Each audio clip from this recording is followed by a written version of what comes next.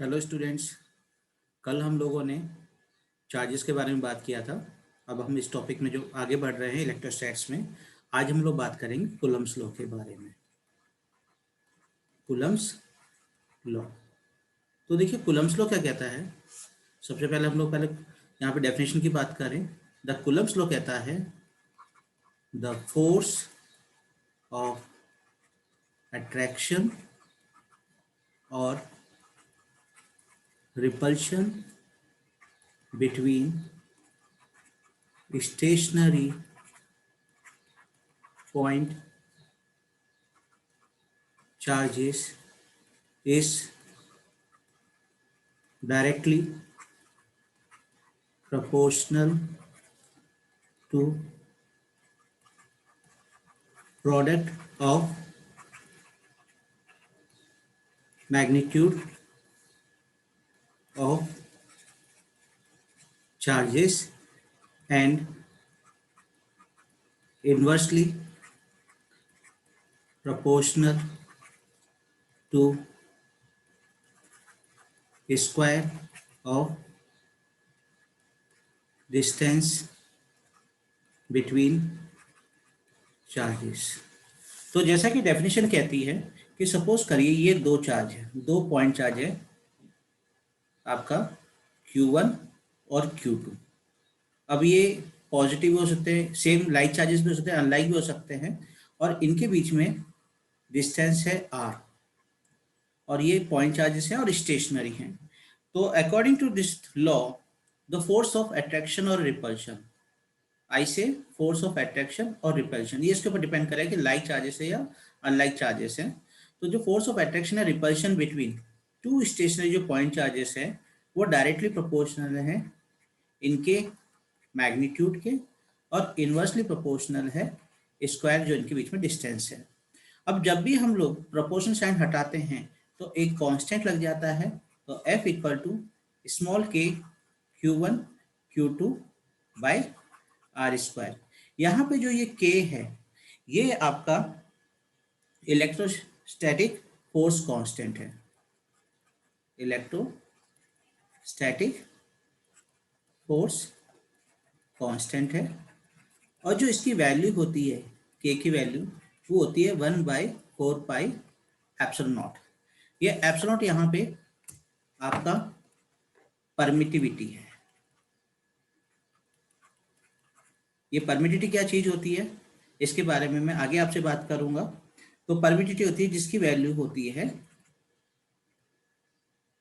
8.854 into 10⁻⁻12 या रफली equal to 1/36 pi into 10⁹।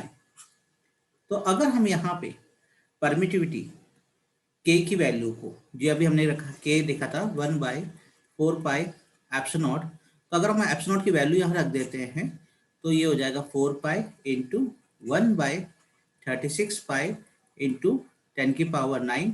तो यहाँ पाई से पाई कैंसिल हो जाएगा और 36 को 4 से डिवाइड करके 9 आएगा और ये उठ के ऊपर शिफ्ट हो जाएगा और आपका हो जाएगा 9 इंटू 10⁹, और यूनिट हो जाएगी न्यूटन मीटर स्क्वायर पर कूलम स्क्वायर।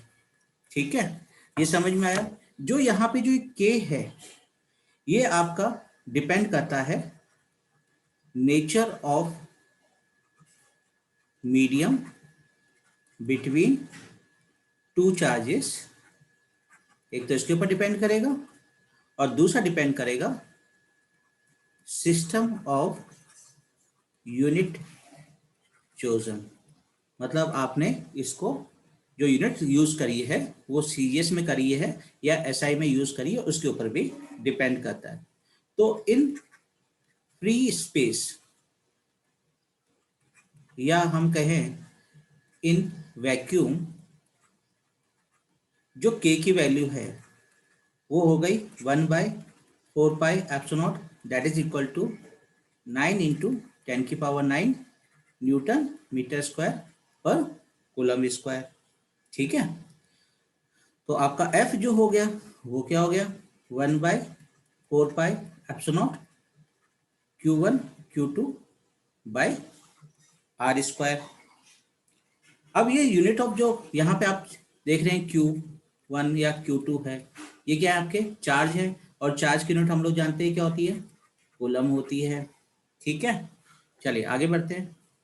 अब मान लीजिए इस एक्सप्रेशन में मैं Q1 और Q2 दोनों को मैं इक्वल ले लेता हूँ, और दोनों को मैं 1 कूलम चार्ज के इक्वल लेता हूँ, और R को मैं 1 मीटर ले लेता हूँ, तो मेरा जो F हो जाएगा 1/4πε0 इंटू 1 अपॉन 1 का square, that is equal to 9 into 10⁹ newton के इक्वल हो जाएगा। तो फोर्स बिटवीन टू चार्जेस जो है वो 9 इंटू 10⁹ हो जाएगा, जब आपके दो चार्जेस जिनका मैग्नीट्यूड 1 कूलम ईच है और दोनों के बीच में डिस्टेंस 1 मीटर है, तो force between these two charges is 9 into 10⁹ हो जाएगा। अब हम यहाँ पे डिफाइन करते हैं 1 कूलम को। What is 1 coulomb? It is that amount of charge that repels an equal and similar charge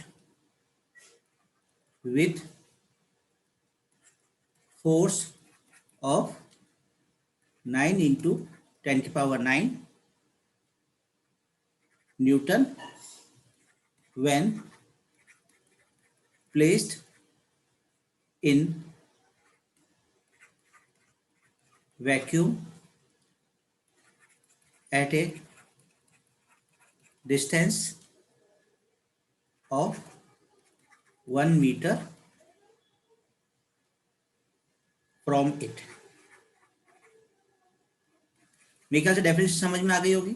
तो अमाउंट ऑफ चार्ज, दो अमाउंट ऑफ चार्ज जब दोनों को 1 मीटर डिस्टेंस पर रखा जाए और उनके बीच में जो फोर्स है वो 9 इंटू 10⁹ है, तो जो चार्ज की यूनिट होगी वो 1 कूलम के इक्वल होगी। अब हम लोग जैसा कि अभी हम लोगों ने सीजीएस में अब एसआई में तो बात कर लिया, अब हम बात करते हैं इन सीजीएस। तो सीजीएस में आपकी 2 यूनिट होती है, इन सीजीएस यूनिट में आपकी 2 यूनिट कंसिडर होती है चार्ज की। एक तो है आपकी ESU यूनिट ऑफ चार्ज, जिसको हम लोग स्टेट कूलम भी कहते हैं,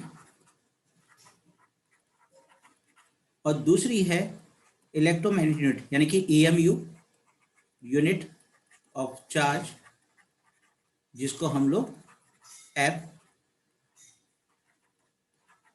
कूलम भी कहते हैं।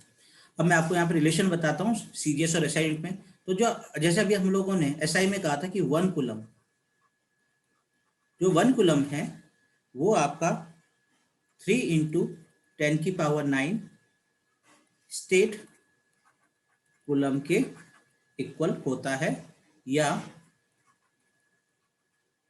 1 कूलम इक्वल टू, अगर EMU वाले देखें तो 1/10 F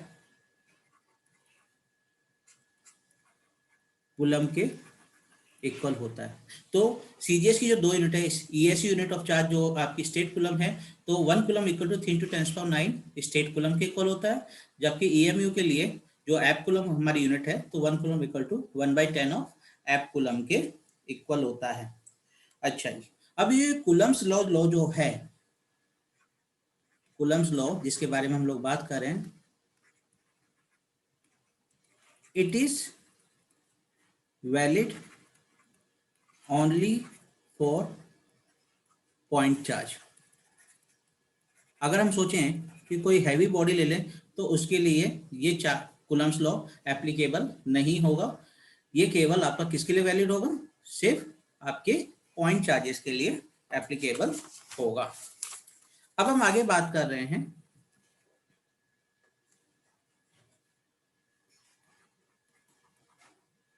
Coulomb's law in vector form.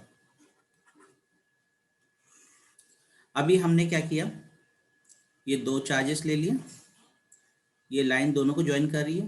देखिए जो भी फोर्स होता है दो चार्जेस के बीच में, वो हरदम जो लाइन ज्वाइन कर रही है उन दोनों चार्जेस को, उनके बीच में ही होगा। अब दोनों सपोज मैंने लाइक चार्जेस ले लिए, ये मैंने Q1 ले लिया प्लस Q1 और ये प्लस Q2 ले लिया। तो जब जानते हैं कि जब दो लाइक चार्जेस होते हैं तो उनके बीच में जो फोर्स होगा वो रिपल्सिव फोर्स होगा। तो F1 पे इस Q1 पे आपका इस डायरेक्शन में फोर्स लगेगा, जिसको हम F12 से रिप्रेजेंट करेंगे, वेक्टर फॉर्म दिखा रहे हैं हम लोग। और जो आपका इसकी डायरेक्शन इधर की तरफ है, और जो दूसरा वाला Q2 पे लगेगा उसकी डायरेक्शन इधर की तरफ होगी, राइट साइड में, और इस पर फोर्स लगेगा F21, और दोनों के बीच में डिस्टेंस है आपकी R। अब यहाँ पे एक चीज और मैं बता दूं आपको, यूनिट वेक्टर्स। पहला R12 यूनिट वेक्टर, सबसे पहले हम लोग F12 और F21 की बात कर लें। तो F12 vector force on charge Q1 due to charge Q2। Similarly F21 जो वेक्टर होगा, force on Q2 charge due to Q1। Similarly अब हम यहाँ पे बात कर रहे हैं R12 वेक्टर की। तो R12 vector that is equal to R12 vector equal to R12 vector by R, यानी कि इस unit vector in direction Q2 to Q1, Q2 से Q1 की तरफ जो डायरेक्शन हो रही है वो आपके R12 की डायरेक्शन हो गई। ठीक है, तो यहाँ पे हम लोग R12 वेक्टर इसकी डायरेक्शन इधर की तरफ, और यहाँ पे R21 वेक्टर जिसकी डायरेक्शन लेफ्ट साइड की तरफ। ठीक है, समझ में आ गया। तो अगर हम यहाँ पे रिलेशन निकाल रहे हैं तो रिलेशन हमारा कैसे होगा, F12 vector equal to 1/4 pi epsilon nought Q1 Q2 by R square R21 unit vector. देखिए अगर यहाँ पे आप F12 ले रहे हो तो यहाँ पे आपको F21 R21 लेना पड़ेगा।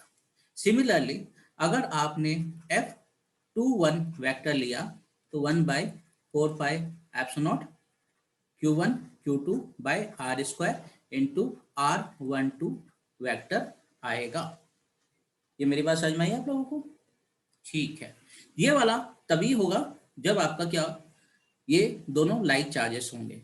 एक चीज और जो हम नेक्स्ट बात कर रहे हैं वो ये, अगर हम लोग अनलाइक चार्जेस ले लें,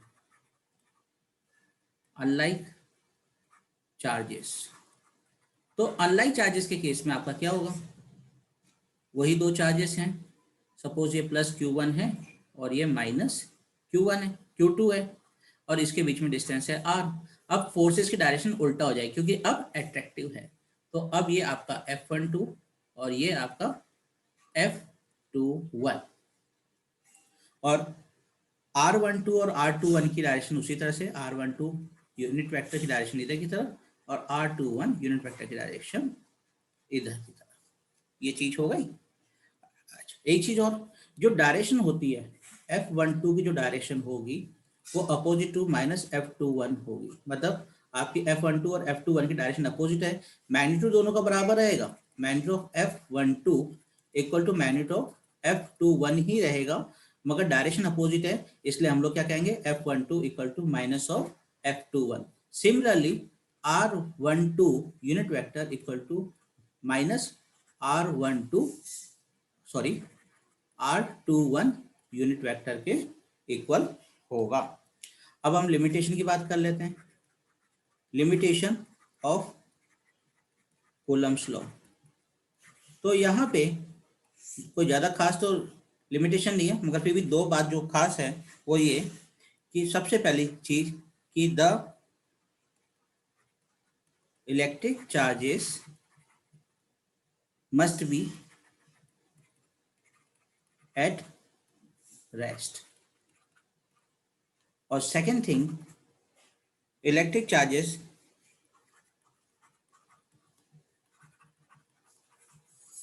must be point charges. Point charges के बारे में मैं पहले भी आपसे बात कर चुका हूं, ठीक है। चलिए आगे बढ़ते हैं।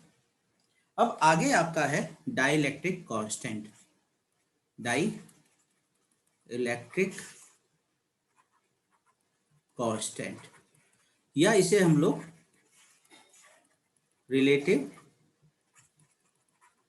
परमिटिविटी भी कहते हैं, ठीक है।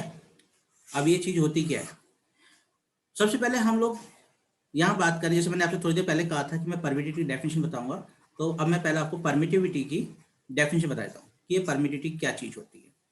तो it is a property of medium which determines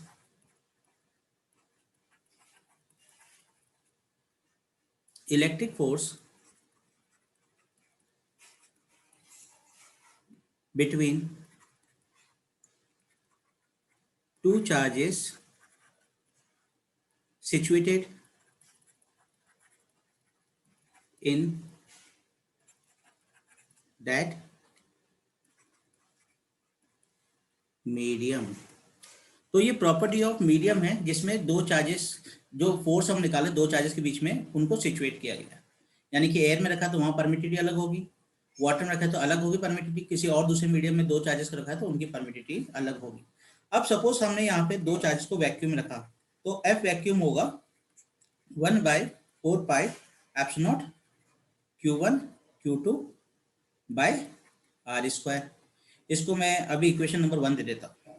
इसी तरह से मान लीजिए किसी दूसरे मीडियम में रखा है, लेट से F medium, force between medium, तो वहां पे 1/4πε0 तो आपका परमिटेड इन स्पेस या वैक्यूम में था, फ्री स्पेस या वैक्यूम में। किसी दूसरे मीडियम में इसको हमने सिर्फ एप्सिलॉन से रिप्रेजेंट किया, ठीक है। और Q1 Q2 by R square, ये आपकी सेकेंड इक्वेशन हो गई। अब क्या किया आपने, आप एफ वैक्यूम यानी फर्स्ट इक्वेशन को सेकेंड इक्वेशन एफ मीडियम से डिवाइड कर देंगे, तो आपका क्या होगा 1/4πε0 Q1 Q2 by R square divide by 1/4πε Q1 Q2 by R square.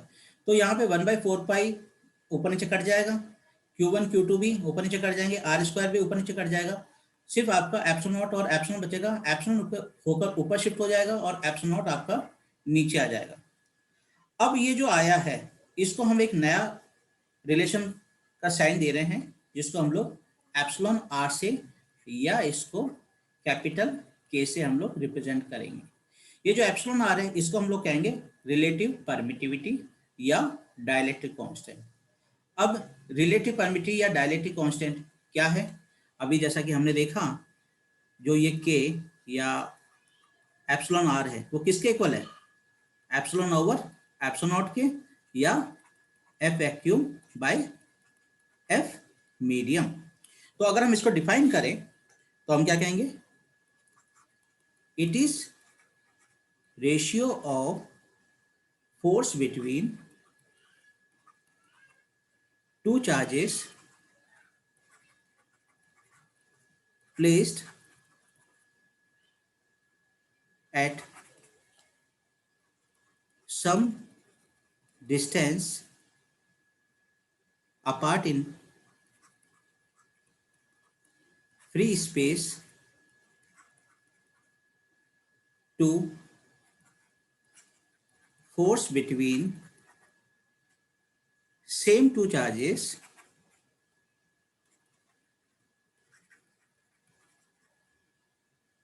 when they placed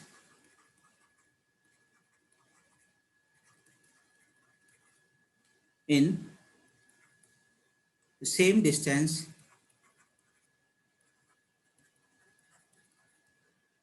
apart in given medium।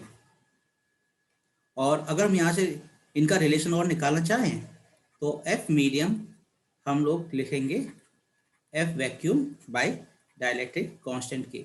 यानी कि अगर आपको किसी मीडियम में फोर्स निकालना है तो कुछ नहीं करें, एफ वैक्यूम मीडियम में निकालें और जो डायलेक्ट्रिक कांस्टेंट की वैल्यू दी है उससे उसे डिवाइड कर दें। आई होप ये बात समझ में आ गई होगी। और हम लोगों के ऑनलाइन ऑफलाइन दोनों ट्यूशन्स अवेलेबल हैं। और अगर आप मुझसे ऑनलाइन ट्यूशन चाहते हैं तो मेरा कॉन्टैक्ट नंबर है 9928670594 और मेरा नाम है धीरज सर। आप मुझसे व्हाट्सएप पे कॉल कर सकते हैं, व्हाट्सएप पे, और या नॉर्मल कॉल भी कर सकते हैं। व्हाट्सएप नंबर भी मेरा यही है। आई होप आपको ये समझ में आया होगा। अब जो नेक्स्ट क्लास में मैं आपको इसके ऊपर कुछ क्वेश्चंस कराऊँ कूलम्ब्स लॉ के ऊपर। Thank you.